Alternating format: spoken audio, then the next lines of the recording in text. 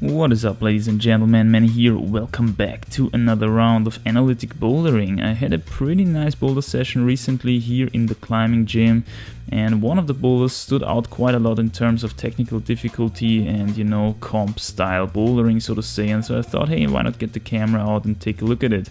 So here we have it. It's this pink problem here, consisting of pretty much these pink super small holes and a lot of these boxes here. As you can see, we can use these volumes here as well. A lot of volumes for stepping and holding on to. Basically here another big orange one with a couple of small little pink holes onto it, which we can use as well, of course. And here another one of these pyramid volumes, and here another two, and up there right at the corner of this wall here we've got our top hold, also a very small pink screw on. And for me personally, these kind of problems are always a little bit interesting because I'm actually not a competition boulderer at all. Competition style is pretty much my anti-style, I would say. So yeah, let's see how I do on this one. As you can see, it's 7A+. Here you have again how the holes are situated on the wall. And yeah, let's see how it goes. Basically, I would say the boulder can be divided into two different parts. First of all, we've got the start and then we've got the finish. They are both quite hard. I mean, 7A+, that's not that hard for me actually, but because it's very much my anti-style, I struggled a lot actually on this problem. As you can see, the first problem I had was I had to figure out how the start worked. Of course, as always, when you start trying a boulder, you want to go there and, face to the wall and try to get somehow into a good starting position, but not with this problem. With this problem, it turned out to work completely differently. As you can see, this is one of these strange back to the wall starts where you can basically only get into a stable position once you start putting your back to the wall. And once I got that down, I realized pretty quickly that probably the next move is gonna be the crux of the whole problem, basically, because as you can see, you get into this pretty stuck position here, and then you have to make a huge swing over with your left foot and step onto this next pyramid volume and somehow grab these small little screw-ons on the other volume and find your next stable position that way, so to say. And as you can see, I tried it a couple of different times. One time I tried to grab with my right hand this little screw on here. One time I tried to grab with my right hand this little shoulder screw on up there. And it turned out to be the shoulder screw on up there. The other one didn't really give a lot of support. So as you can see, I try here again, I think with the shoulder screw on. Let's see how that goes. How that went. Yeah, it's really hard to hit it actually, because as you can see, it's behind the corner. It's on the other side of the corner, so you don't really see where it is. I made a little tick mark here so that I can orient myself a little bit better, but I think in this shot I simply did not hit the hold properly. So I went into a couple of more attempts and it got better and better.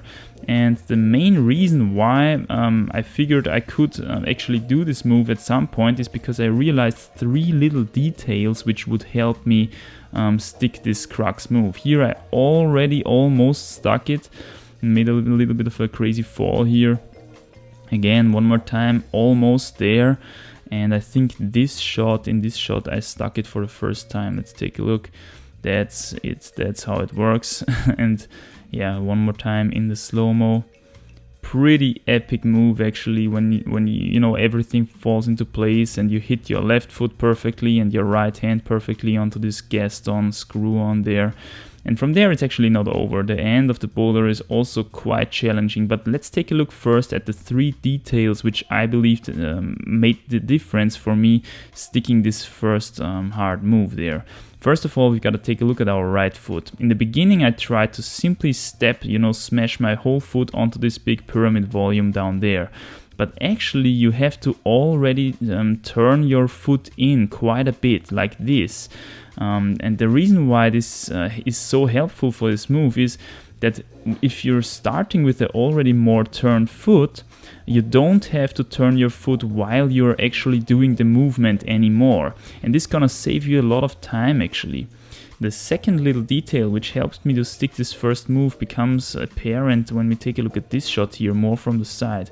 When you see in this attempt, I stay completely static with my hips before I engage into the movement. I just wait until I let go with my left foot, and then I basically swing over and try to grab the hold. But this way I don't have enough time to stick it. What you can do is of course use your hips and generate a little bit of momentum against the wall, as you can see in this shot.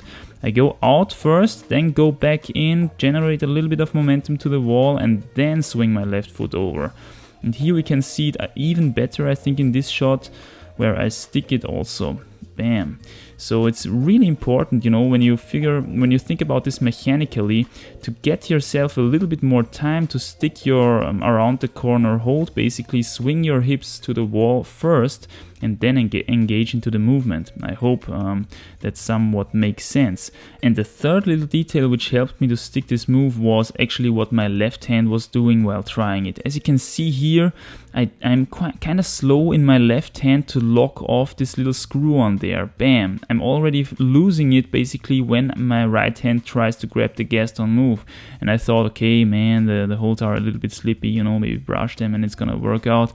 But actually it's much more about what your left hand is doing once you're grabbing your target. As you can see, I'm instantly locking it off, pulling my face as close to the wall as possible as soon as I grab my right hold.